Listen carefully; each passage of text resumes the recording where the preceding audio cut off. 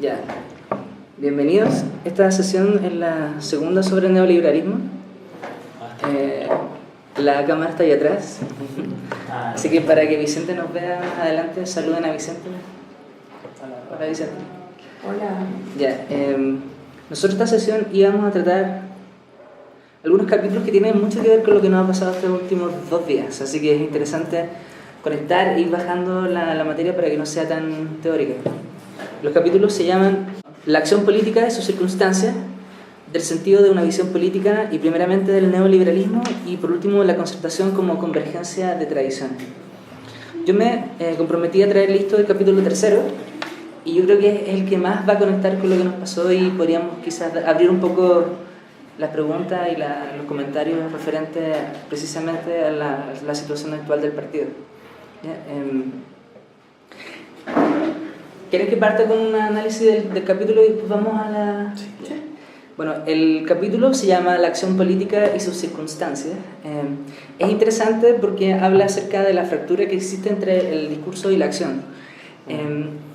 Yo creo que la marca de una acción política de izquierda, que no sufre la enfermedad infantil del izquierdismo, entiende que esa fractura es inherente a la política, a la acción política, ¿ya? Uno no puede partir de primeros principios, porque de esa manera uno jamás podría meterse al ruedo político. En ese sentido, la acción política de izquierda es particularmente, o adolece de una improbabilidad. Chao. Nos vemos. Nos vemos. De improbabilidad de una acción transformadora, ¿sí? Porque no podemos saltar directamente a la acción, a la revolución, sino que tenemos que lidiar con la realidad que se nos presenta. Entonces, la tesis del crítico de izquierda es que cualquier acción política es traición al principio, a primeros principios, y en ese sentido lo mejor es no inmiscuirse en la política tradicional, en la política institucional. Ahora, el punto es que como la acción política es siempre concreta, siempre debe dar cuenta de la realidad y de la realidad que se enfrenta. Por eso la acción política es ambigua. Uno tiene que estar dispuesto a dar cuenta del mundo en el que uno tiene que lidiar. Y dar cuenta del mundo quiere decir estar dispuesto a actuar de modos que son, en principio, es decir, desde el punto de vista del proyecto político formulado en abstracto como pura normatividad injusto. Por ejemplo, una política que es perspicuamente neoliberal de los años de la transición fue el hecho del copago en educación, ¿sí? Del financiamiento compartido. Pero cuando uno entra a la acción política y tiene que dar cuenta del mundo que uno vive, la verdad es que la cobertura chilena en educación era tan baja que probablemente la única manera de ampliarla era implicando a los padres y pudiendo que ellos pudieran pagar un financiamiento compartido. En ese sentido, la acción política, para poder ser comprendida, y el sentido de la acción política, cuando uno en los hechos hace algo injusto, la única manera de entenderla dentro de una narrativa socialista es entender la política como tradición, ¿sí? No como mera teoría, ¿sí? Entonces, por una parte, o uno deja de actuar en el mundo, y en ese sentido uno es fiel a los primeros principios y critica a los demás como vendidos, ¿sí? O uno se mete a la política y trata de básicamente moverse en el mundo, el mundo real, el mundo como que recibimos. Entonces, el punto es, el hecho de mostrar que una acción particular va en una dirección incorrecta no es suficiente para concluir que fue un error político darlo. En ese sentido, uno podría defender perfectamente el financiamiento compartido, que incluso fue en el momento en que Arrata era ministro de Educación, como una política en pos de aumentar la cobertura de educación. Entonces, cuando uno, después de 20 años de concertación, uno mira hacia atrás, lo importante es no reconocer el hecho de que eso era socialdemocracia en la medida de lo posible, sino que ese era un paso equivocado, pero había que darlo. Entonces, la interpretación correcta, por lo menos para una tradición transformadora que se mira hacia el futuro, entender que ese fue un error político, o sea, fue una acción injusta dentro de una tradición que intentaba ampliar la cobertura de la educación. Entonces, hay 2 posibilidades: o eres neoliberalista con rostro humano, y en ese sentido tratas de humanizar el neoliberalismo recibido desde la dictadura, o de todas maneras te adecuas completamente a la realidad y actúas como si ese era lo único posible. Entonces, te vuelves un socialdemócrata en la medida de lo posible. Entonces, el neoliberalismo con rostro humano o por lo menos denominar los 20 años de concertación como neoliberalismo con rostro humano, crea por lo menos el sentido o va en la dirección correcta para el siguiente paso, ¿sí? Lo importante es cuál es el paso que uno va a dar al futuro. Si el paso hacia el futuro es entender que los 20 años hacia el pasado fue una socialdemocracia en la medida de lo posible, entonces probablemente va a ser un paso en falso. Pero reconocer que fue neoliberalismo con rostro humano implica que en el futuro podemos avanzar a una sociedad que abandone el neoliberalismo. Bueno, Atria define en el libro que la acción política es siempre ambigua porque tiene que dar cuenta de la realidad, que todo agente político está sujeta a esa restricción, pero por sobre todo es la izquierda la que sufre por sobre todo de esa discordancia cognitiva, ¿sí? El mundo que uno quiere al mundo que uno aterrice. ¿Y por qué? Porque la izquierda es la que recibe un mundo que en principio encuentra que puede ser cambiado. La derecha, para la derecha, el orden natural del mundo es básicamente correcto. Y lo único que hay que hacer, la política tiene que recortar por los costados de manera que haya de alguna manera un mínimo de justicia, ¿sí? Entonces, para la izquierda esa disonancia cognitiva es particularmente grave. Ahora, las circunstancias políticas chilenas de los 90 implican que si uno interpreta el neoliberalismo con rostro humano, uno tiene que dar cuenta de por qué eso fue así. Y aquí se ofrecen algunos argumentos, por ejemplo, el derrumbe de los socialismos reales, ¿sí? La subsistencia de las instituciones políticas de Pinochet, es decir, era muy difícil, dado los quórums que existían, cambiar políticas que venían de la dictadura, y que en los hechos la concertación estuvo casi todos los años en minoría, ¿sí? Esto no trata de exculpar a la concertación, pero sí da cuenta de que la concertación se movía en un terreno que no podía configurar, ¿sí? Por último, las tasas de crecimiento sin precedentes logradas durante los 90 hizo difícil para la concertación mirar sus acciones de los 90 como acciones injustas, ¿sí? Y el descenso considerable de la pobreza y el aumento de la igualdad, ¿sí? Más o menos ese es todo el argumento del tercer capítulo. No sé, yo creo que ahora que apareció el reportaje de Mega quizás sea interesante volver sobre el hecho de que la realidad se niega a ser doblegada muy fácilmente y que a veces debemos movernos en un mundo súper hostil y que la acción política de izquierda a veces con toda su ambigüedad puede avanzar muy poco hacia ese horizonte socialista. No sé ¿qué les parece el argumento central del capítulo 3?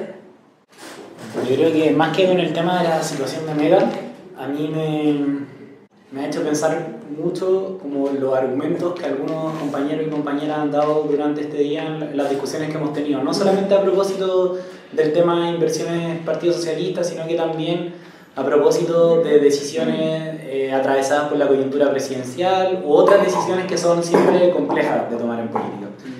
Y creo yo, Atria lo señala un poquito más adelante, es distinto criticar desde una postura principista o es posible en el fondo mantener una postura principista cuando uno no es un actor relevante políticamente, porque no tiene responsabilidad de actuar. Sí. Pero cuando uno ya sí pasa a tener una posición en la cual lo que uno haga o deje de hacer es relevante, la posición principista siempre se queda corta, porque esa es como la discordancia, la disociación cognitiva existe. O sea, el mundo de los principios no es el mundo en el cual vivimos, entonces ese mundo de los principios te impide actuar. Claro.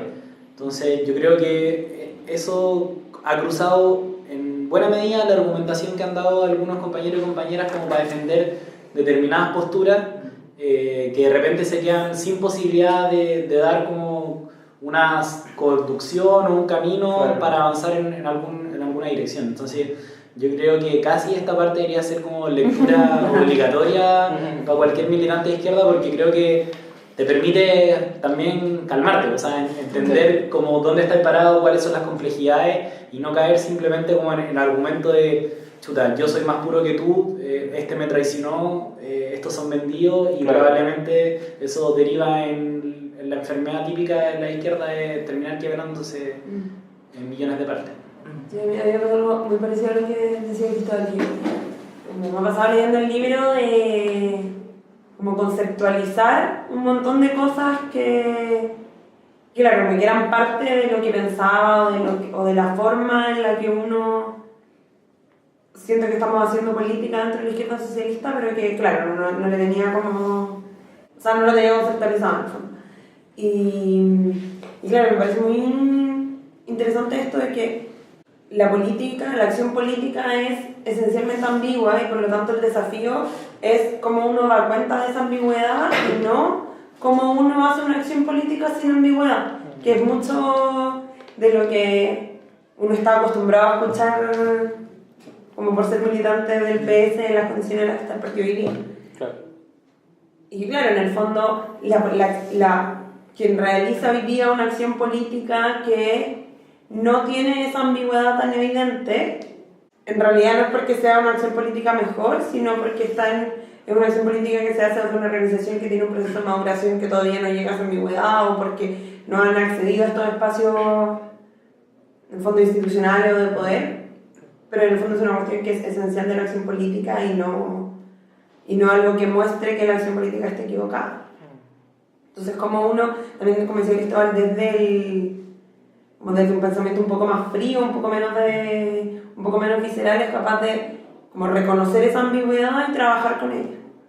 Yo creo que hay una como figura conceptual que entrega Adria como para entender, porque nosotros estamos hablando en este momento de que lo importante no es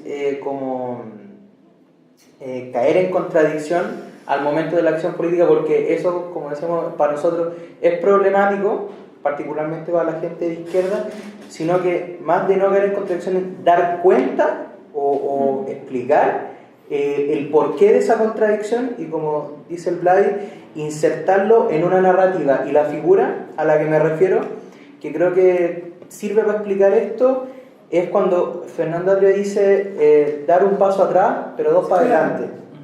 Al final, esa es como la dinámica con la que uno, yo siento que tiene que enfrentar las contradicciones que conlleva la acción política. Es decir, hoy retrocedemos, pero tratemos de perspectivar nuestra acción de hoy hacia el futuro, en donde sea un futuro que este paso que hoy parece ser hacia atrás nos permita avanzar dos hacia adelante.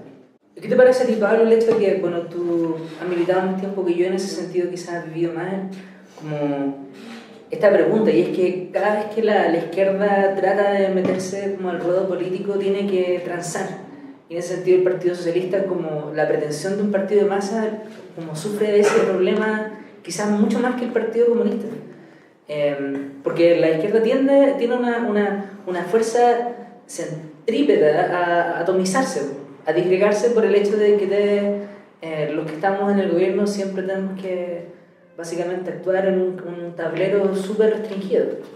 ¿Sí? Ahí yo me quedo con la frase, hay una frase como en la parte final del capítulo, que yo creo que me marca, yo creo que marca todo, o sea, tiene que ser como uno tiene que saber, ser consciente de que esa frase tiene que guiar como el accionar político. Y tiene que ser y que es algo natural, que dice que la acción política tiene una tendencia interna de erosionar un proyecto político transformador, lo que explica la observación inicial. El poder desgasta especialmente a los que los tienen, especialmente cuando lo tienen de la izquierda. Entonces yo creo que en ese sentido, ahí él explica cómo que se pueden producir, Adria explica que se pueden producir dos caminos.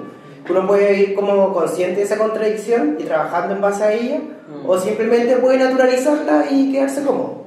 Yo creo que en ese sentido es importante ver, y tanto en todo tipo como de niveles, que al momento en que uno es más grande, más fuerte, más robusto, un proyecto político, esto obviamente también tiende a erosionarse por los costados o hacia arriba y hacia abajo. Y eso es lo que nos ha pasado también nosotros dentro de Izquierda Socialista.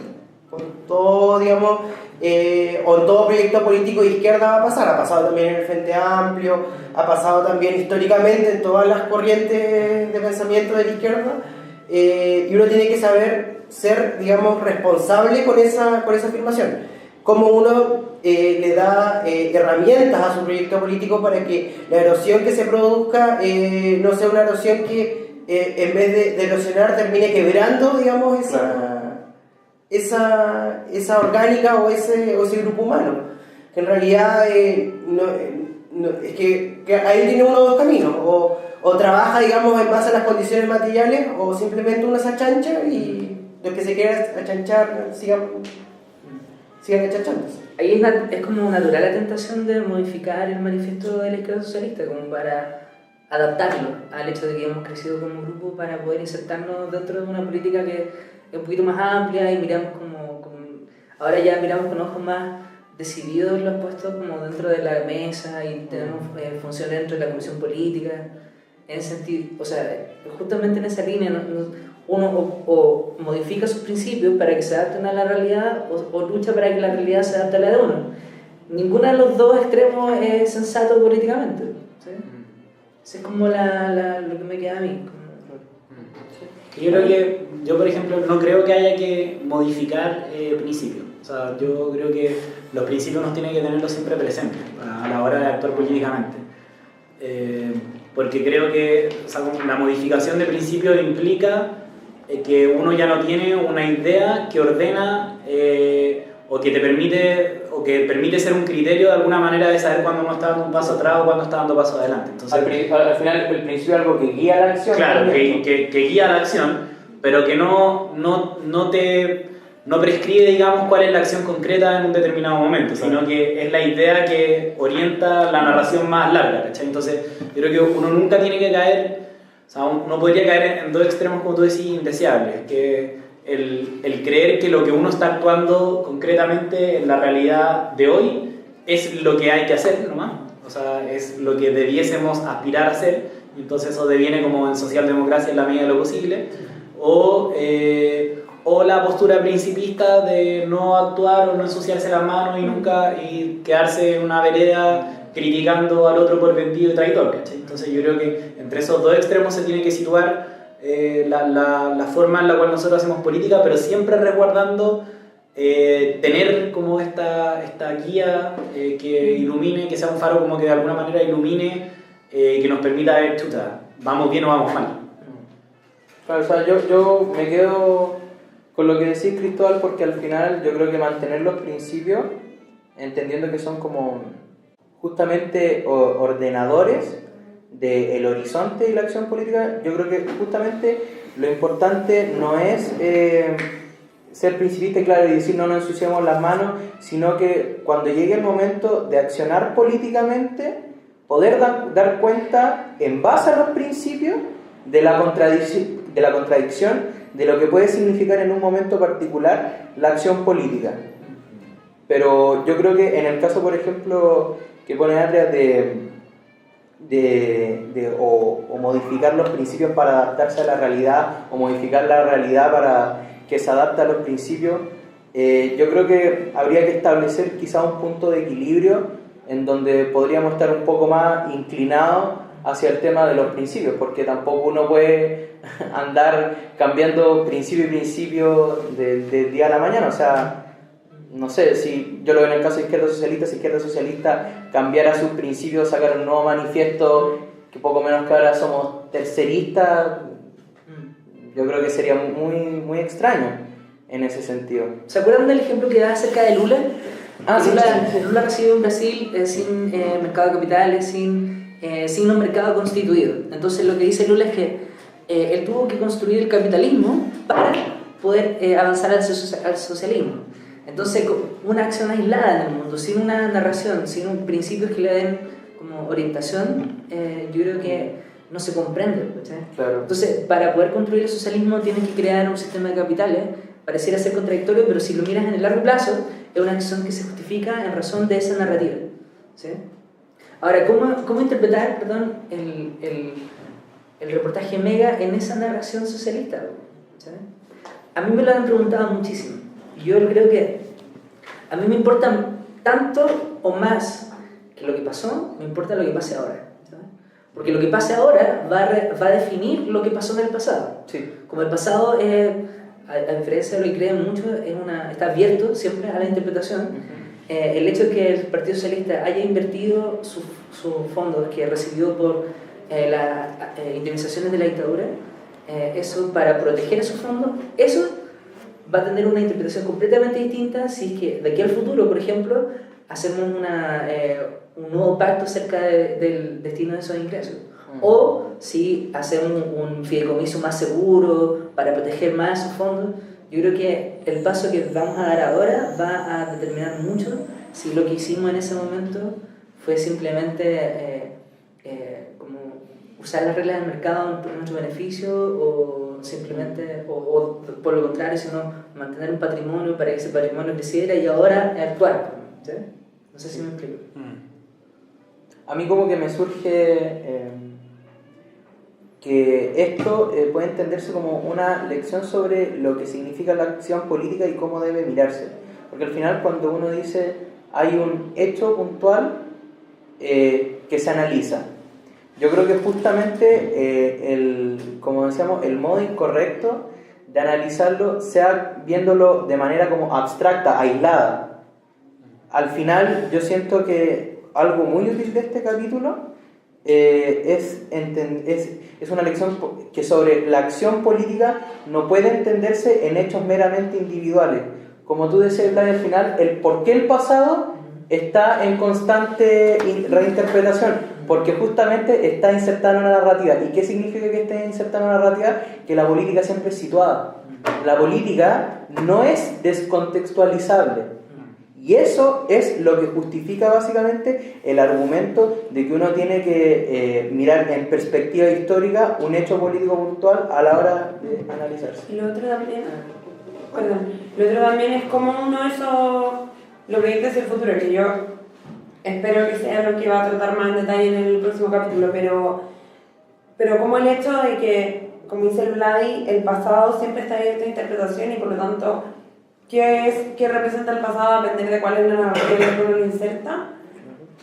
¿Cómo eso orienta la acción política al futuro? Que en el fondo la acción política que nosotros realizamos hoy día también va a ser el día de mañana pasado de algo que también va a estar abierto a la interpretación y en el fondo cómo mantener en claro, que era también lo que decía Cristóbal antes, como mantener en claro cuáles son los principios que estructuran esta narrativa, son los que hacen también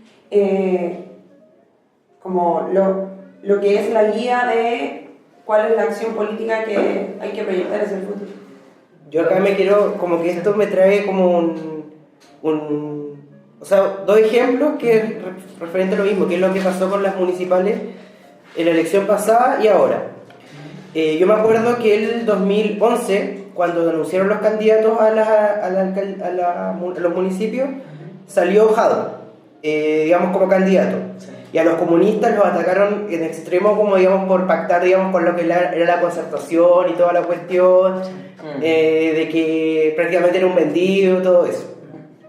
Y salió Jadwe, digamos, bastante piolita y todo lo demás, y en su momento yo creo que lanzó como una idea que refleja como el máximo como lo que es adaptar la realidad a los principios, que es la cuestión de la farmacia popular. Yo creo que en 20 y tantos años yo creo que no hubo nadie que desde un poder local, que es una cuestión muy pequeña, ¿cachai? Por decirlo, y no de manera discriminatoria, pero algo significante en términos de política real, sino algo que es importante, pero digamos no digamos con la significancia digamos tan importante como lo es, no sé, el gobierno o un ministerio, etc. Pero tuvo la capacidad de transformar la realidad con una cuestión tan sencilla como lo fue la farmacia popular. Y de esa manera la terminaron replicando más de 200 municipalidades en todo Chile. Entonces yo creo que es cómo tú, o sea, cómo utilizar, no el sistema, sino cómo utilizar las condiciones materiales a tu favor para poder superar, digamos, y erosionar el sistema político, tanto político como económico, de una manera inteligente. Sí. Y también lo que le está pasando, y yo lo veo como la otra realidad, que los mismos que criticaban a Jadwe ahora ganaron con Char. Sí. Y el mismo Char en el entendido se ha dado cuenta de que, y lo he dicho, otra cosa es con guitarra, y a mí me sorprendió bastante lo que ha dicho respecto como a su espacio, ¿cachai? Como lo del Frente Amplio, que es como llevemos las cosas con calma, que no nos consuma el más sensato, que no nos consuma el electoralismo.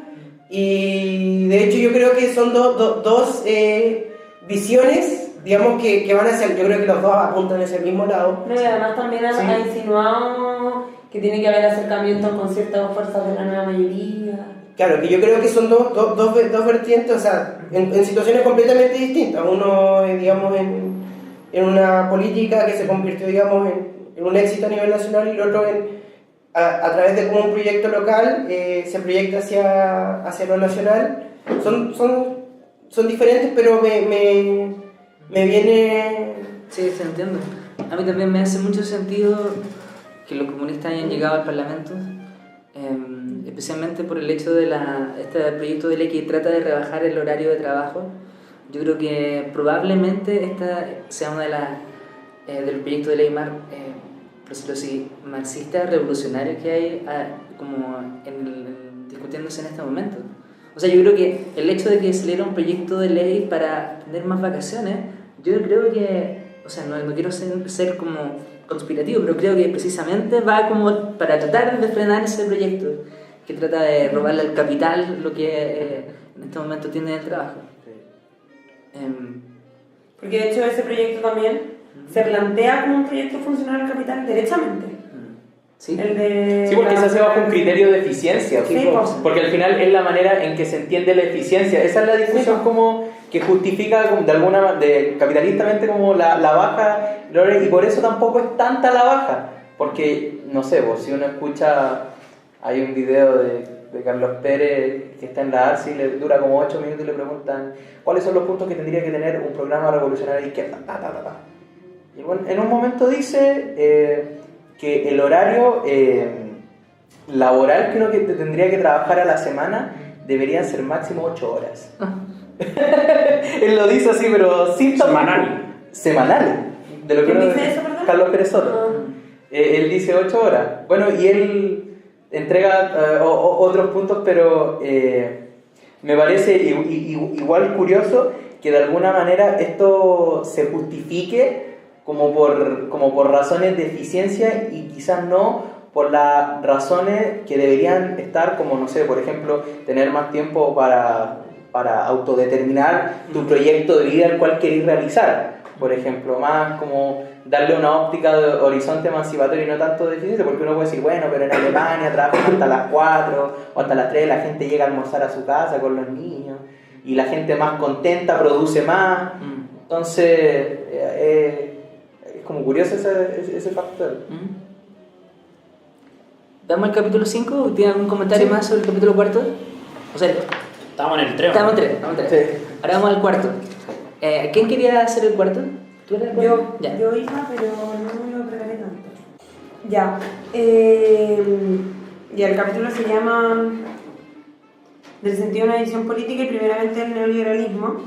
Y parte diciendo que como de las principales marcas de la concertación, pero que en realidad es una marca de la época, es la notoria desconexión entre discurso y acción, que se refleja en el hecho de que el discurso queda reducido a prédica moralista acerca de lo que sería bueno o justo que alguien hiciera. Y después hace un paralelo entre dos formas como de conectar acción y visión política, que llama el moralismo y la utopía. Y claro, dice que la primera forma es que una visión puede estar conectada con la acción mediante la determinación de medios. Y por lo tanto la visión lo que hace es determinar cuáles son los medios que la acción política puede utilizar. Y por lo tanto establece mandatos y prohibiciones. Estos medios sí, estos medios no. Y actuar de modo distinto a esos mandatos es abandonar los principios y abandonar la visión. Claro. Y en realidad, incluso más allá de abandonarlos, como mostrar que nunca fueron propios. Y dice que en el fondo esta primera forma es entender la visión política como prédica, y que la segunda forma en la que se puede entender la visión política es fijar un punto de llegada. Y por lo tanto aquí está la visión como utopía. Y lo que define la utopía, en el fondo yo tengo claro hacia dónde quiero llegar, y la elección de los medios es puramente instrumental a ese fin al que quiero llegar. Lo que importa a la hora de elegir esos medios es cuál es más rápido y más eficiente, y no cuál es ese medio. Para complementar un poco y precisar que justamente lo interesante de la utopía es que medios y fines son cosas absolutamente separadas. Claro. Y eso es lo que define la utopía, que justamente los medios, como tú decías, son instrumentales. Porque la utopía es puro futuro. Es puro futuro, Solo exactamente. futuro. Claro, exacto. Y bueno, y aquí introduce lo que va a ser lo que va a tratar más en detalle en el capítulo 5, que dice que una de las lecturas que se tuvo de la vida chilena del socialismo fue precisamente esta, que el compromiso de la vida chilena del socialismo con la institucionalidad era un compromiso meramente instrumental, porque se entendía que en ese contexto era la forma más fácil y más rápida de lograr el objetivo como este punto de llegada.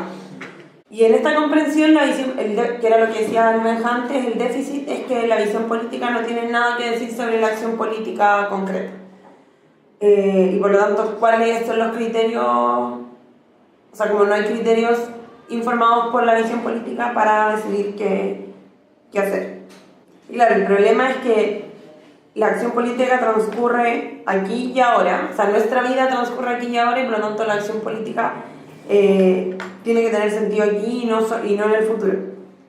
Y aquí también introduce lo que va a tratar después, de decir que la democracia no puede ser entendida meramente como instrumental, porque lo importante de la visión política no es ser una descripción del punto de llegada, sino tiene que ser capaz de como estructurar una narrativa en la que sea posible, en la que es posible dar a la acción política concreta un sentido que la trasciende. Y aquí era algo que discutíamos un poco en la sesión anterior, de que la acción política no es solo un medio para lograr un fin, para lograr una sociedad más justa, y aquí hace el énfasis en que no es solo porque sí lo es en cierta medida, pero que es también como una anticipación de la sociedad que queremos, que en el fondo queremos conseguir con esta acción. Y por lo tanto, por ejemplo, el compromiso con la institucionalidad, con la democracia, es importante no solo porque a través de la democracia podemos llegar a una sociedad más justa, sino porque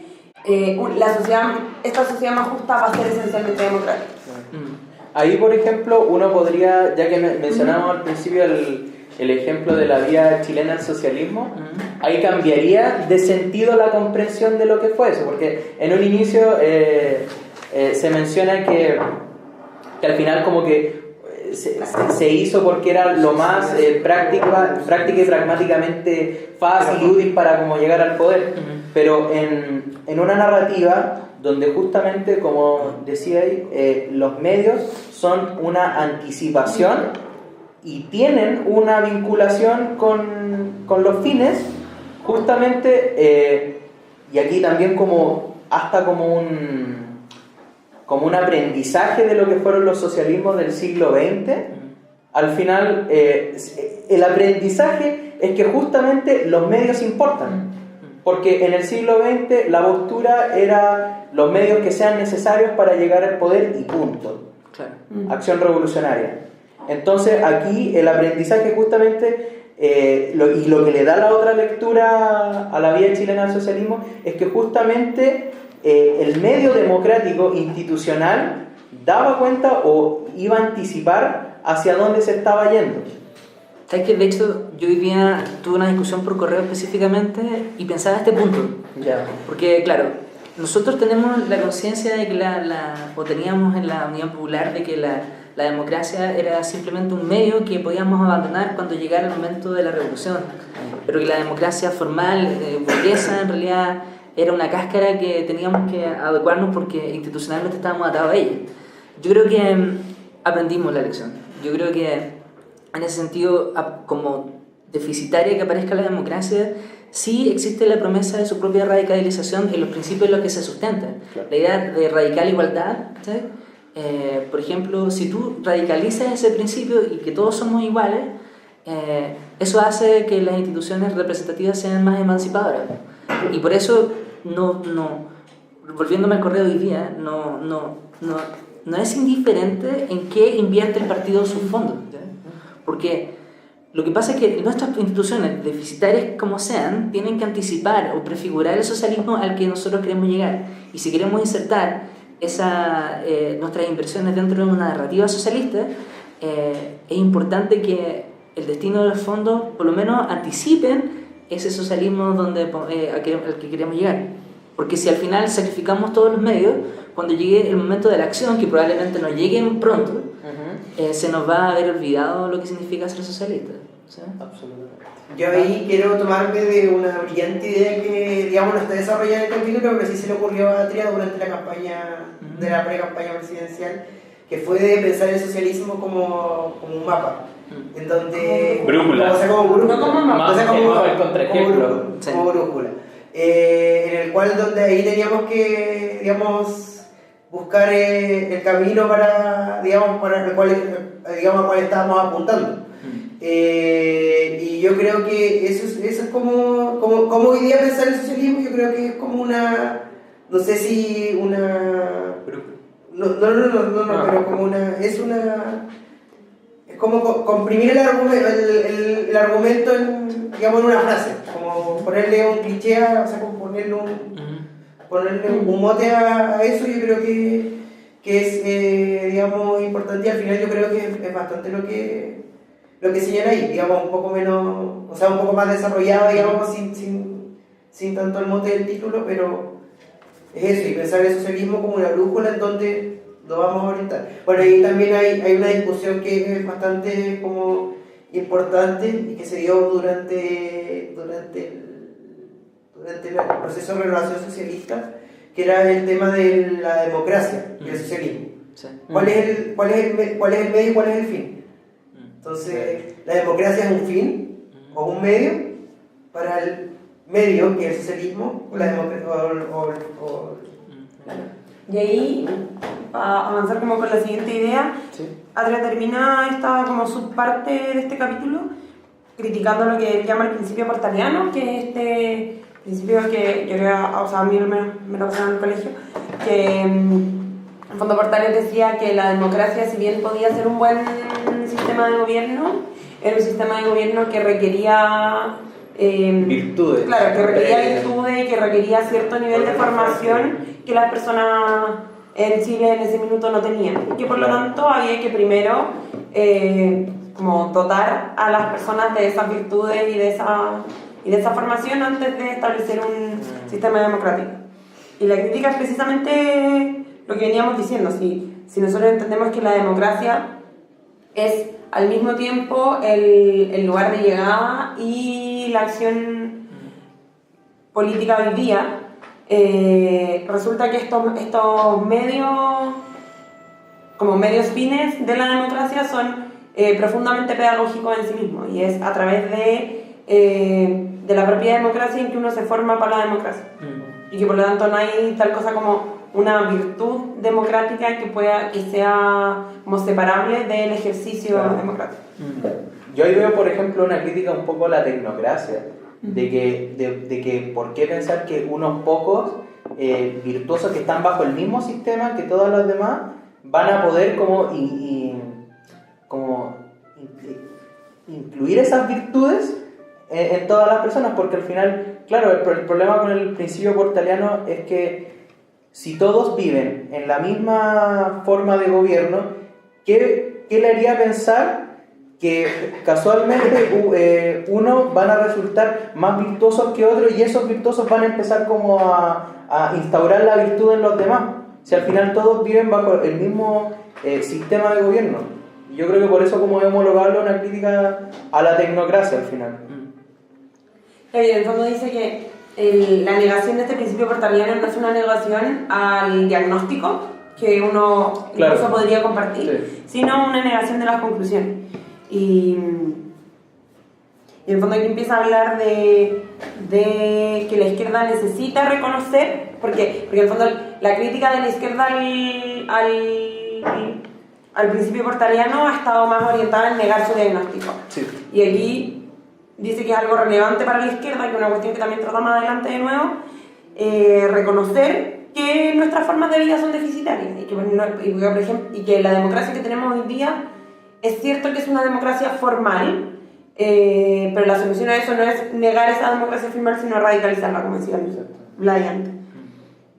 Y que por lo tanto, eso, que es súper importante entender que si vivimos bajo instituciones deficitarias y alienadas y con formas de vida alienadas, pero eso no nos lleva a renunciar a esta democracia formal. Y habla lo mismo como sobre la relación que tiene que tener la izquierda con el mercado, que me costó un poco seguir el hilo en esta parte, yo creo que también porque no he leído tanto al respecto, pero que en el fondo también dice que el mercado tiene una dimensión opresiva y una dimensión emancipatoria, y que por lo tanto la visión política tiene que ser capaz de iluminar estos dos puntos e identificar qué aspectos del mercado son emancipatorios y qué aspectos del mercado son deficitarios, y por lo tanto no solo como negar el mercado por completo de uno.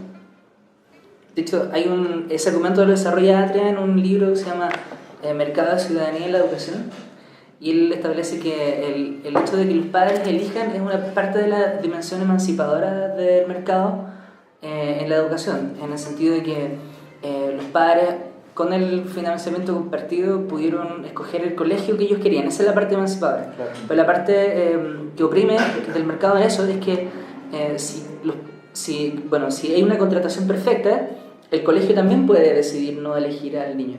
Y ese es el problema, porque al final los colegios van a ir filtrando y van a dejar solo a los niños que les interesa educar, que son los niños con la menor cantidad de marginalidad posible.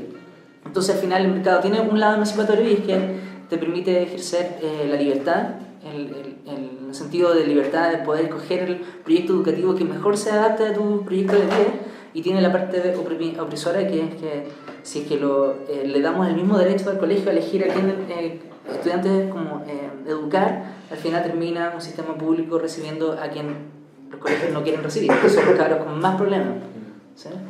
Yo creo que esta parte es muy interesante porque es muy polémica también. O sea, como decir que la izquierda tiene que reconocer una dimensión emancipatoria en el mercado no es, digamos, una cuestión que te va a llevar demasiado aplauso en una asamblea. Entonces, es complejo abordar el tema, pero yo creo que la distinción que se hace igual es correcta. O sea, en el sentido de que el mercado como criterio de distribución es opresor, pero como la idea de libertad, de voluntades libres que concurren a contratar, no es emancipatoria, ¿cachai? Entonces, yo creo que, y esto también se conecta con la discusión, creo yo, entre socialismo y libertad, y el fracaso también de los socialismos reales. O sea, yo creo que los socialismos reales también son, en alguna medida, herederos del principio portaliano, ¿cachai? Entonces, yo creo que eso también. No es posible crear una sociedad radicalmente emancipada por medio de la coacción, por ejemplo. ¿Cachai? Yo creo que eso no sucede. Sí, por eso yo decía antes que los medios tienen que anticipar y prefigurar el destino, ¿sí? De otra manera, o sea, o nos adecuamos demasiado a la realidad y nos volvemos socialdemócratas, o vivimos en el mundo de los principios y nos cambiamos el Frente Amplio. O por donde... Vaya. Ahí en el Frente Amplio. El Frente Amplio ha un proceso de maduración. Sí, un proceso de maduración. Hay otros más allá. Cenas en el Liguria. ¿Verdad? Bien. Ahora, ¿qué otra idea interesante encontraste tú en el capítulo? Sí, ahora viene otra Ahora viene lo todo. parte que se llama liberalismo y neoliberalismo. Que por cierto, solamente va a hacer hincapié, Atria señala explícitamente que ahí descansa el argumento central sobre el que descansa el libro. Sí. Sí, cierto. Solamente Exacto. va a hacer énfasis. Bueno, y lo primero que hace Atria en esta parte es describir a grandes rasgos qué es lo que hay que entender por neoliberalismo. Dice que la mejor manera de entender esta óptica neoliberal es entender que ella mira a los individuos como recursos humanos. Y por lo tanto hay un individualismo neoliberal que entiende al individuo en términos de la economía neoclásica como un agente para quien solo su interés individual tiene fuerza motivacional. Sí. Bueno, y desarrolla como igual extensamente qué es lo que se entiende por interés, que no sé si es tan relevante decirlo ahora. Pero, en el fondo, el Estado, entendiendo que lo único que motiva al individuo es su fuerza, es su propio interés, eso constituye el criterio de legitimación del Estado.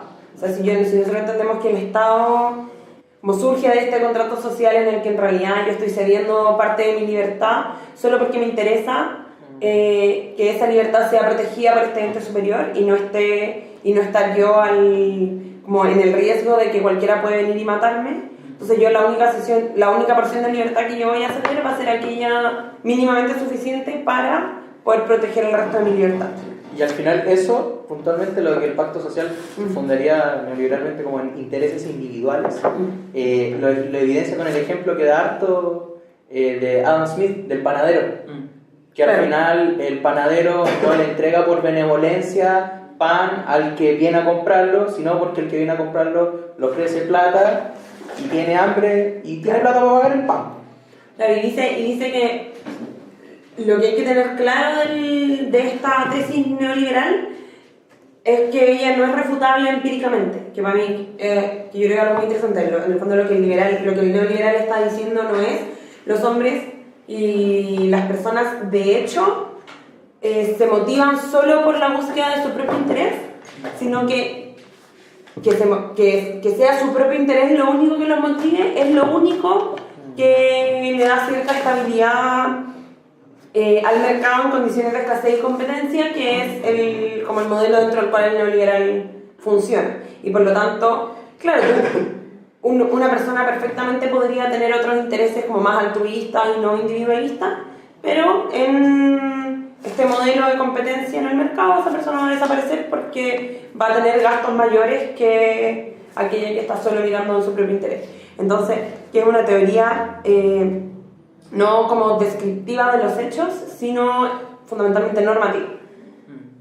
Y de esto también se sigue una legitimación del Estado, que en el fondo el Estado no puede hacer nada más que aquello que protege este interés individual de los individuos, valga la redundancia. Y ahí luego habla de, el contrato social. A mí, perdona, pero por lejos lo que más me gustó del capítulo es cuando trata de la sustitución de Antonio. Sí, a eso estábamos a punto de llegar. Sí.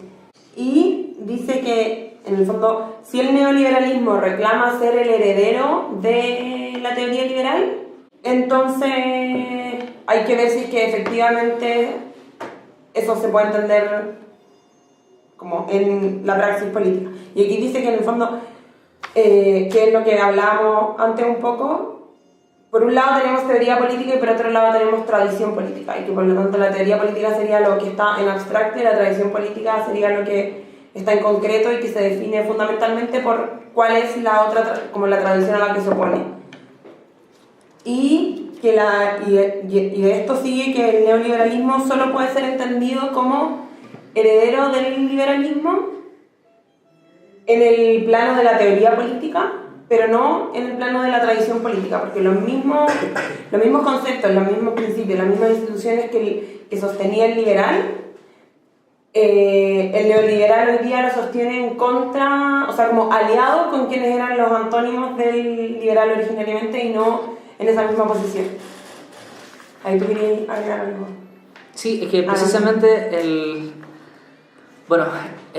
cita el manifiesto comunista y hay una cuestión súper bonita ahí donde dice: donde quiera que se instauró, echó por tierra todas las instituciones feudales, patriarcales e idílicas, desgarró implacablemente los abigarrados lazos feudales que unían al hombre con sus superiores naturales y no dejó en pie más vínculo que el del interés escueto, el del dinero contante sonante que no tiene entrañas. Me encontré precioso.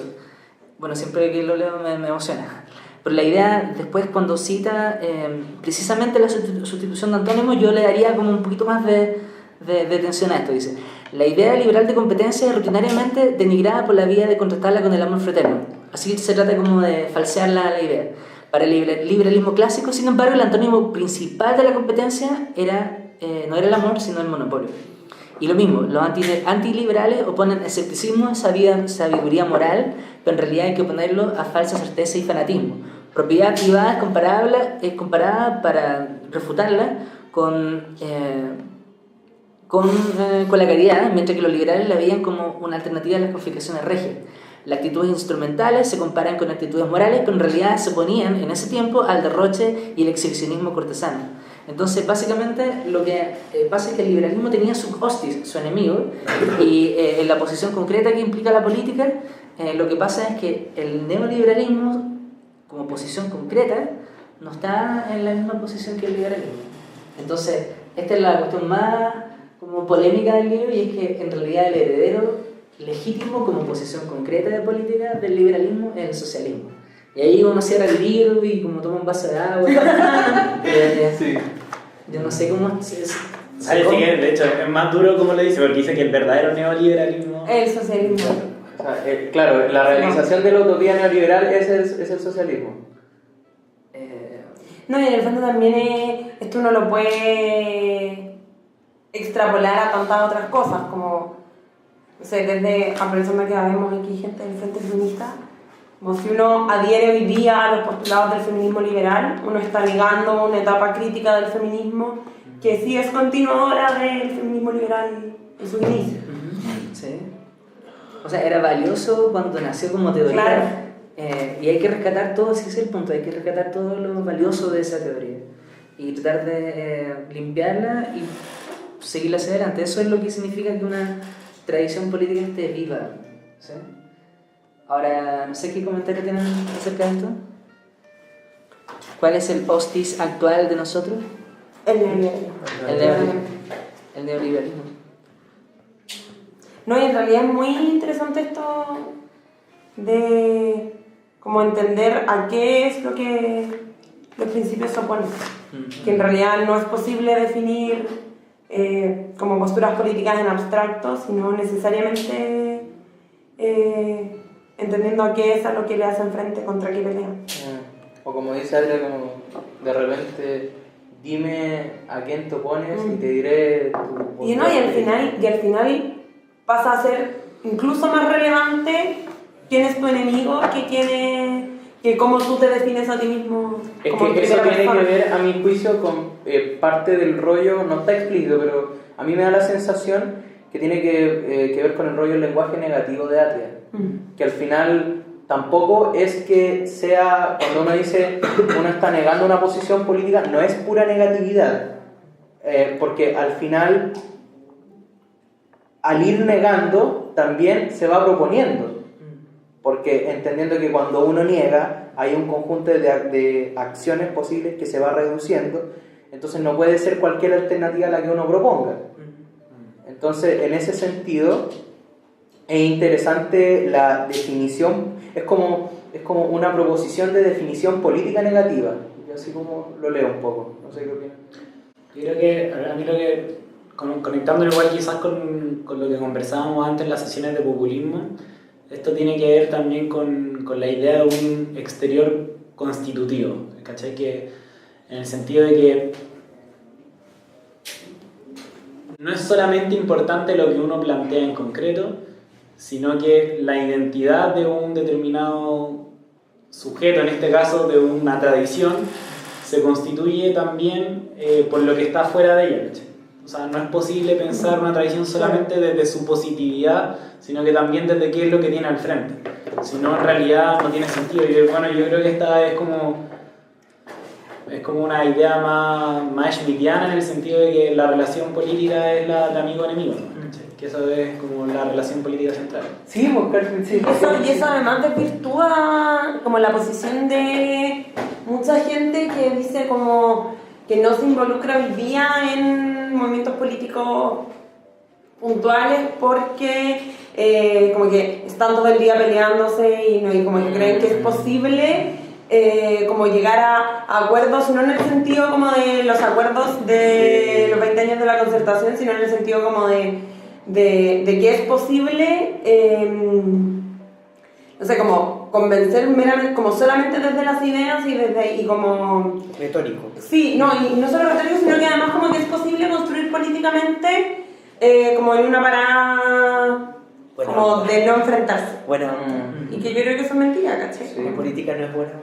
Es que, de hecho, a mí yo creo que una expresión cultural de como esta como de repente como radical preponderancia a lo conflictivo, ¿no?, en lo político, que no es que yo lo esté negando, porque ciertamente lo político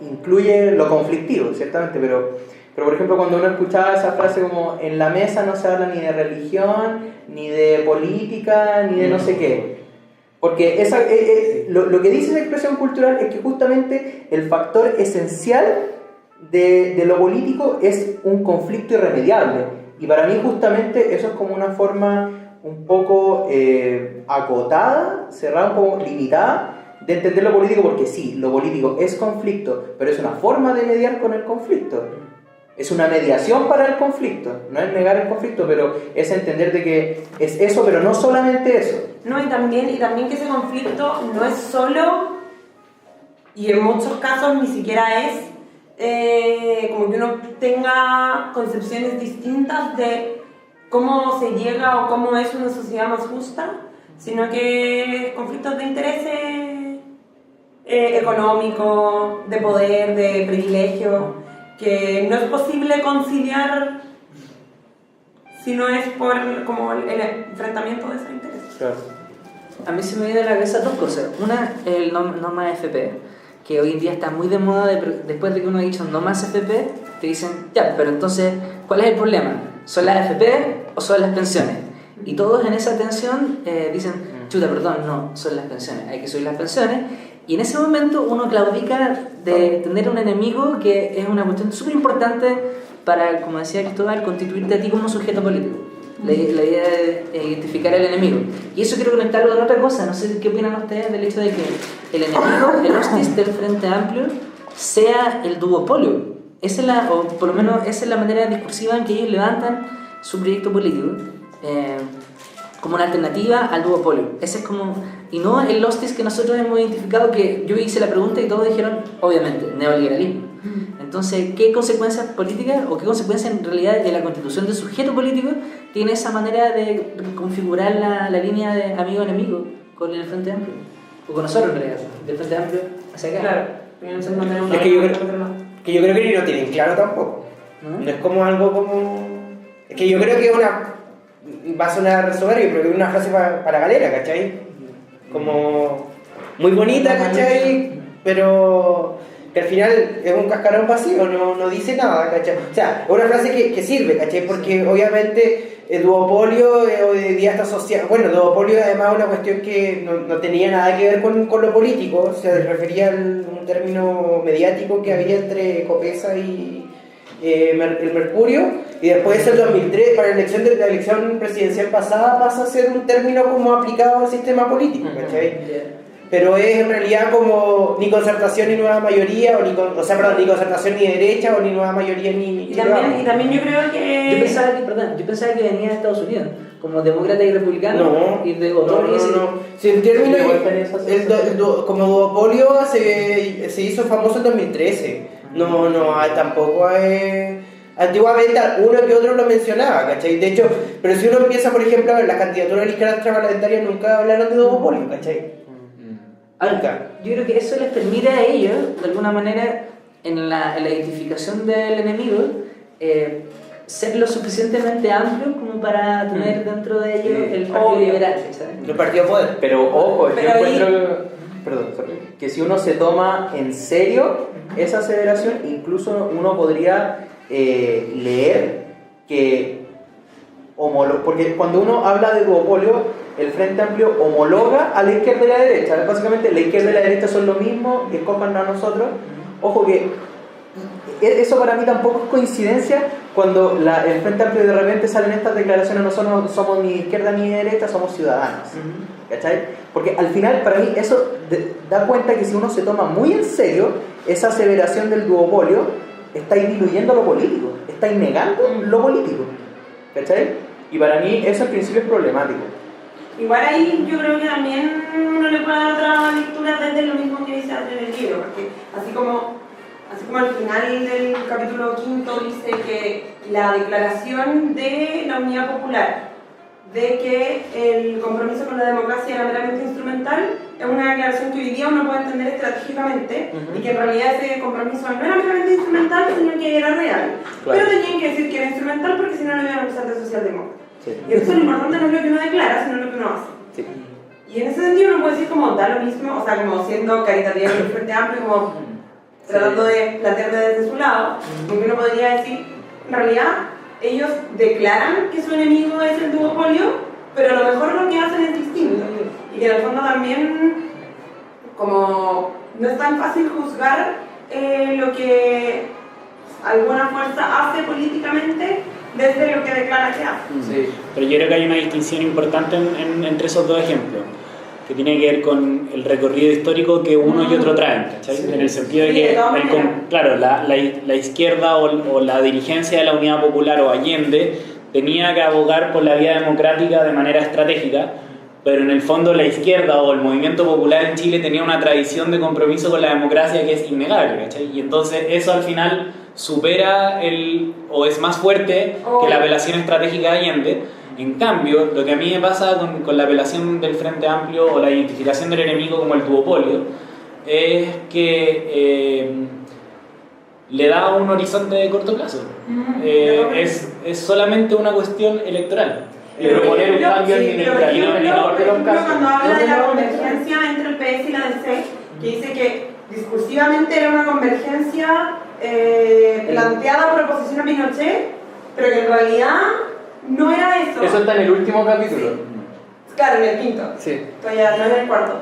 Pero, Spoiler. o sea, en el fondo, no es que yo no tenga críticas a lo que está haciendo el Frente Amplio hoy día, pero creo que sí es algo como, para que esa crítica sea como completa y compleja, no se puede quedar como solamente en la crítica a lo discursivo. Sí, sí.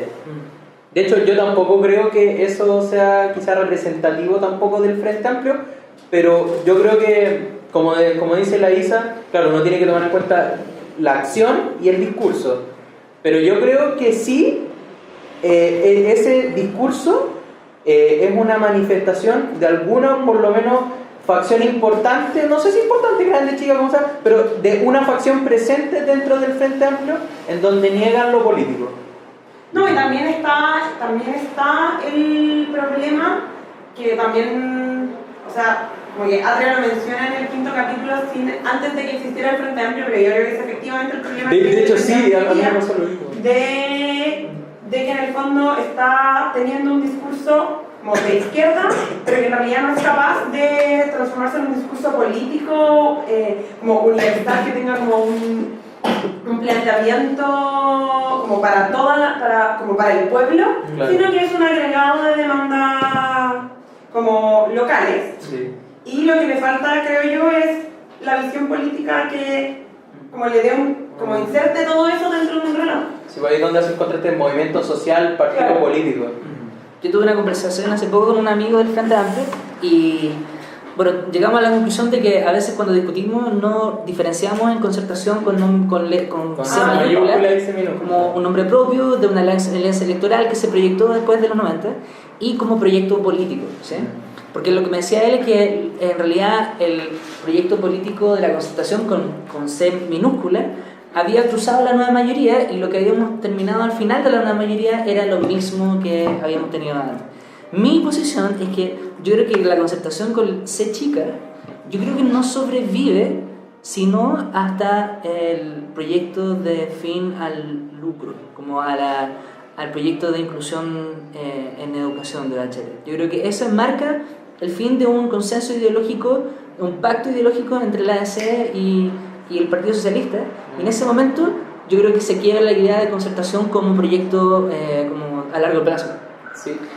Así que por eso a mí no me sorprende el hecho que la DC quiera ir ahora a primera vuelta de manera... O sea, lo que quiere es reorganizar sus huestes. Pero también por el hecho de dar cuenta de que la concertación como proyecto político murió un poco después, quizás no junto con la nueva mayoría, pero sí un poco después, cuando se enviaron estos proyectos que yo creo que son los interesantes. El proyecto de discusión de una nueva constitución y el fin al lucro de la educación particular subvencionada. No sé si... ¿O ustedes creen que el proyecto político de la concertación es viable? Yo comparto la concertación con C o sea, con C mayúscula, con C. Yo no hago la distinción como con proyectos C, con ¿Con C mayúscula? con mayúsculas y minúsculas. Sí. Con C minúscula como un proyecto político que era la oposición a la dictadura. No sé si quieren que pasemos a la presentación del circo porque ya lo estamos hablando. Ya voy a tratar de hacerlo bien breve porque igual estamos un poco más atrasados. Sí, me tengo que ir. Ya. Bueno, parte del capítulo señalando a Adria que las acciones de la concertación en el fondo tienen que ser entendidas desde una narración que es parte de lo que ya hemos conversado en ocasiones anteriores. Y luego pasa a una parte en la cual señala que los partidos, para entender los partidos políticos o para entender la importancia de la concertación, primero hay que ver como cuál es la institución y cuál es la idea sobre la cual descansa o cuál es la promesa que esa institución intenta vehicular. Yo no sé si esa palabra está bien, pero él dice vehicular. Se voy a vehiculizar, pero nunca le dicen como vehiculan, pero ya digamos que está bien y usamos ese lenguaje, vehicular. Y dice que, claro, que la idea que intenta vehicular es, bajo ese análisis hay que en el fondo analizar si la institución está sirviendo o no, o está siendo depositaria como de su promesa. Entonces, habla un poco de la incapacidad de los partidos de la concertación para articular políticamente el 2011. Si bien simpatizan con las demandas casi completamente en las tradiciones, digamos, políticas, no son capaces de a eso darle una lectura como, o una articulación universal. Como hiló esa parte, yo la pensé en clave populista. Como... Entonces ahí hace una distinción entre dos cosas. Cita una frase de Simone Weil respecto a dos gritos, que uno es el grito de ¿por qué me estás dañando? Sí. Y el otro grito es ¿por qué él tiene más que yo? O algo así. Entonces el primero es un reclamo político y el segundo un reclamo gremial. El reclamo político, el primero, porque es una apelación al conjunto, es decir, al pueblo. El segundo es un reclamo gremial porque es una apelación solamente a mi situación individual. Entonces ahí... el individualismo neoliberal también. Claro. Entonces, bueno, ahí entra la distinción entre movimiento social y movimiento gremial. Entonces que ahí uno, cuando llama llamovimiento social al movimiento estudiantil, ya está tomando partido, porque implica darle una cierta pretensión de universalidad al movimiento social, es decir, llamarlo políticamente, darle ese sentido, y la otra significa que es solamente una fracción que intenta arrogarse o intenta imponer su agenda. Entonces ahí hay una distinción. Bueno, ahí señala como cuál es la función de los partidos, que en realidad es darle sentido a esas luchas locales, insertarlas dentro de una narración en el fondo y en articularlas políticamente, es decir, pasar de lo meramente local, particular, a ser capaz de insertarlo dentro de una articulación con pretensiones de universalidad. Entonces los partidos políticos como tal, de esa forma, es decir, como la idea de tener una pretensión de universalidad, de articular políticamente aquello, no existen fácticamente, o sea, materialmente no existen, pese a que los partidos políticos sí existen formalmente en Chile. Entonces ahí uno muestra como el déficit de la institución respecto a la promesa que intentan vehicular. Claro. Y luego de eso pasa a un análisis sobre los partidos concretos de la concertación, en particular los dos partidos más grandes, que es el Partido Socialista y la Democracia Cristiana. Y sobre una discusión aquí de Altamirano, de un libro de Altamirano, que son las entrevistas que le hace Salazar, y sobre la idea de movimiento social y partido político. La idea de Altamirano, en el fondo, de por qué el Partido Socialista devino neoliberal, es una crítica solamente moralista, en el sentido de que pareciera ser, si uno simplificara al máximo, que la crítica de por qué el Partido Socialista terminó haciendo lo que hizo durante los años de la concertación es simplemente porque la dirigencia fue, digamos, tentada por el poder, fue mala, no fue lo suficientemente virtuosa. Entonces eso no te permite decir por qué nosotros seríamos mejores, digamos, personas que ellos, seríamos más virtuosos que ellos y no podríamos caer en esos mismos errores. Y ahí la explicación que da Atria tiene que ver más con algo que conversábamos antes respecto a la pérdida de horizonte. La pérdida de horizonte en posiciones de responsabilidad. O sea, es decir, cuando la concertación es gobierno, o el Partido Socialista es gobierno, tiene la responsabilidad de actuar políticamente y tiene la responsabilidad de conducir el país, pero sin embargo no entiende o no tiene un horizonte de hacia dónde dirige el país, por lo tanto el criterio con el cual evalúa si es exitoso o no es simplemente la administración. Y por eso también en buena medida diluye los conflictos. Habla un poco de las comisiones mixtas, de que es mucho más importante como avanzar quizá en esas comisiones mixtas de acuerdo con la derecha que intentar disputarle políticamente. Claro. Salazar ahí tiene una solución, o plantea una solución a eso, que Salazar señala en el fondo, en este momento yo creo que en el 2011 sobre todo esto pasaba más, o los años post 2011, 2013 todavía estaba como muy fresco eso me parece, esta idea de que la respuesta frente a la decadencia absoluta de los partidos políticos eran los movimientos sociales. Yo creo que eso ya ha estado desplazado, sí, en la medida principalmente que el Frente Amplio se ha constituido como alternativa política. Sí. Pero en ese momento todavía era una cuestión a la que había que hacerle frente, sí. Y Atria ahí lo critica bastante, porque en el fondo los movimientos sociales no tienen capacidad de articular políticamente o con pretensión de universalidad, sino que por el contrario suelen quedarse en una cuestión particular, y además no tienen la organicidad suficiente como para ser capaces de disputar políticamente.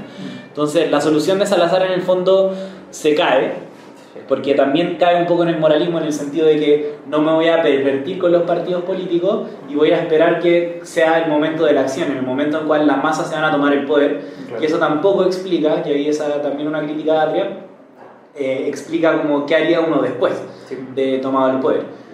Y ahí está como el camino en el cual derivaron los socialismos reales. Y esto también como cita... O sea, no sé si una cita, sí creo que sí, pero me dice que esa era la gran pregunta de, por ejemplo, de Trotsky, claro, ¿cómo mantenemos este espíritu revolucionario? Claro.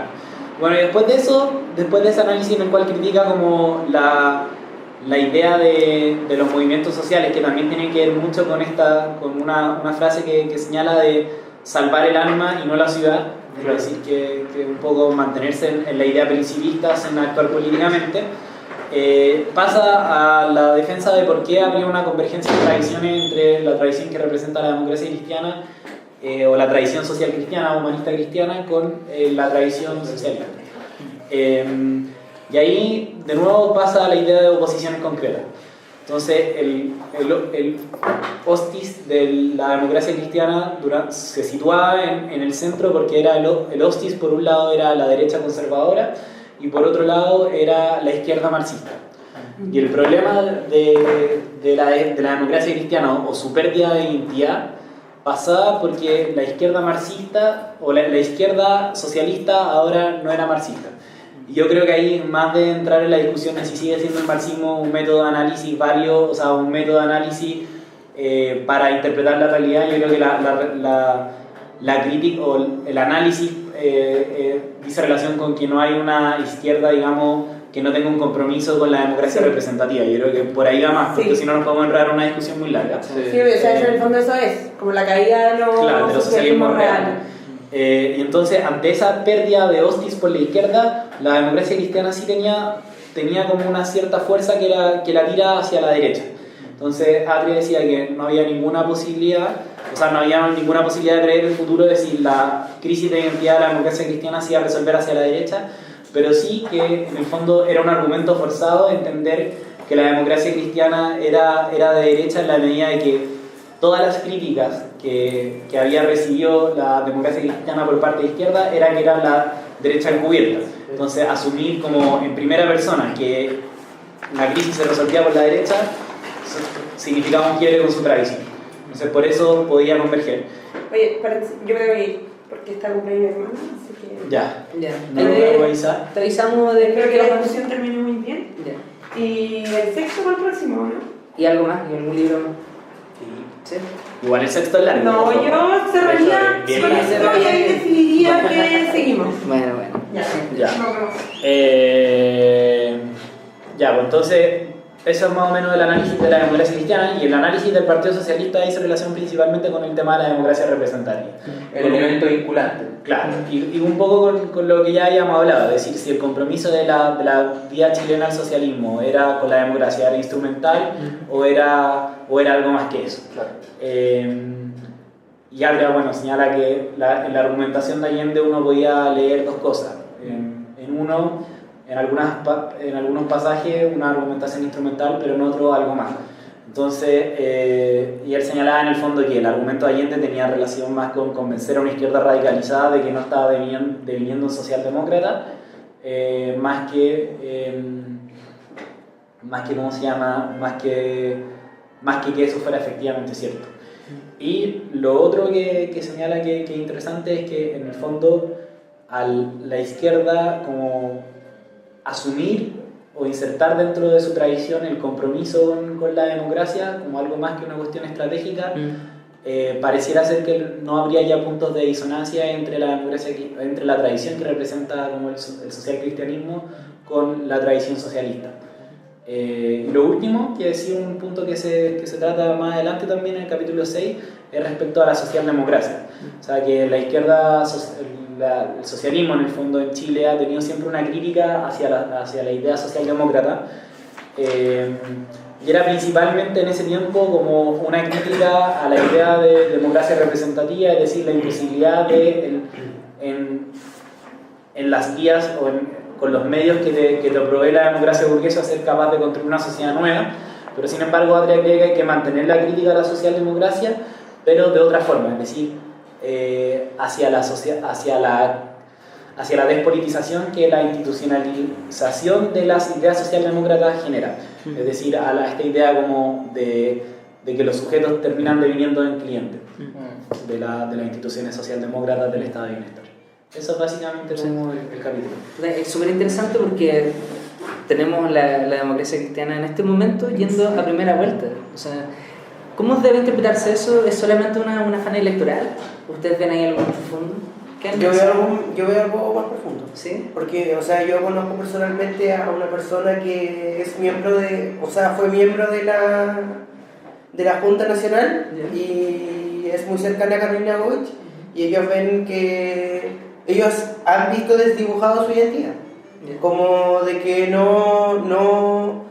que esta coexistencia como con la izquierda, que ellos llaman que el histórico con el Partido Socialista, no les representa, digamos, defender lo que es su agenda como política, que es que ellos en cierta medida no han podido marcar diferencias dentro del gobierno, que esta partido, digamos, ellos no entienden que partió mucho antes, que partió incluso desde el mismo 2011, y que ellos ven de que tienen que resituarse, digamos, en el escenario político, que es una apuesta, que era una apuesta que obviamente puede salir perdiendo, porque claramente en términos parlamentarios no es el mejor negocio ir en una lista solo, que obviamente van a buscar el mejor acuerdo para ir con algún partido grande que les subsidie disputar más cupos y poder ganarlo. ¿PPD habían dicho? PPD es cierta mía, pero ellos quieren con el PS, no quieren con el PP. Claro. Ellos reconocen de que ahí hay una cierta coherencia dentro del discurso, y que obviamente después de para segunda vuelta veremos cómo lo reordenamos. Pero la Comisión Política del Partido Socialista le cerró la puerta. Hoy hasta el momento le cerró la puerta. Nunca saben qué puede pasar un día político, una eternidad, dijo una vez Carlos. Pero es interesante porque el centro político no existe como centro. El centro es un locus, un lugar que se va configurando dependiendo de dónde están los extremos. Entonces, no creo que con una pretensión así como de sinceridad la DC se esté colocando en primera persona en el centro. O sea, ellos saben que están yendo a la derecha. Pero claro, dos cosas como respecto a eso. Como que, por lo que yo he hablado como con gente demócrata cristiana, ellos entienden ven como reeditan ese como muy setentero, como que ellos no son ni la derecha conservadora ni la izquierda marxista, y que ellos tienen que ponerse en el... Ese es el centro de eso. Pero cuando ya no hay izquierda marxista, ¿qué así? Es que ese es el punto. O sea, Yo creo que quizás ellos dicen que Bachelet es izquierda marxista. no, yo creo que esa es la interpretación que ellos están intentando dar. Un relato. Yo creo que ellos están intentando construir un espacio político que hoy en día es inexistente. Y por eso creo que esa es la apuesta de ellos, porque en el fondo están en una crisis de identidad que es la que describe Atria en el libro. Y ante eso, una de las posibles soluciones es la resolución por la derecha, y pareciera ser que hacia allá está yendo la cosa. Siento que quizás conscientemente no sea lo que ellos digan, o sea, probablemente van a decir que en ningún caso van a decir eso, pero si uno analiza discursivamente cómo habla hoy día Carolina Goich, cómo hablan los dirigentes demócratas cristianos, se ve un discurso que por intentar generar como un hostis hacia la izquierda termina siendo de derecha. Ellos igual entienden como algo que la DC es un partido pendular, ¿cachai? A mí me dijeron que, ponte tú, que en cierto momento dijo, nosotros durante 20 años tuvimos que estar con la izquierda, y en cierto momento el partido, si como por la necesidad tiene que irse a la derecha, tiene que irse a la derecha. Pendular es una palabra muy bonita. Para decir otra. Chicos, yo creo que hemos cubierto muy bien los capítulos, y quizás más exhaustivamente de lo que yo tenía pensado. La próxima vez podríamos hacer una dinámica un poco más de pregunta contra pregunta, y vamos como quizás relatando entre todo el capítulo, quizás. ¿Ya? Para darle como más como rapidez. ¿Sí? Sí, yo creo que quizás habría que... Alguien se podría comprometer a hacer como 3 preguntas centrales del libro antes que mi presentaciones, quizás. Sí. O que todos vengamos con preguntas. Pero yo creo que es bueno que alguien haga el rol de moderador, ¿cachai? Sí.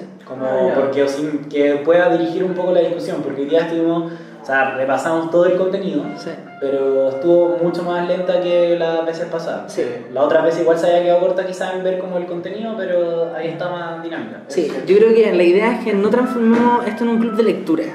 ¿Sí? Porque claro, podemos aprender y diseccionar un libro completo, pero yo creo que no es la finalidad del grupo. Yo creo que tratemos de hacer un círculo de discusión política, ¿sabes? Cuyo pretexto son textos que traemos, como escogimos de autores. ¿Les parece?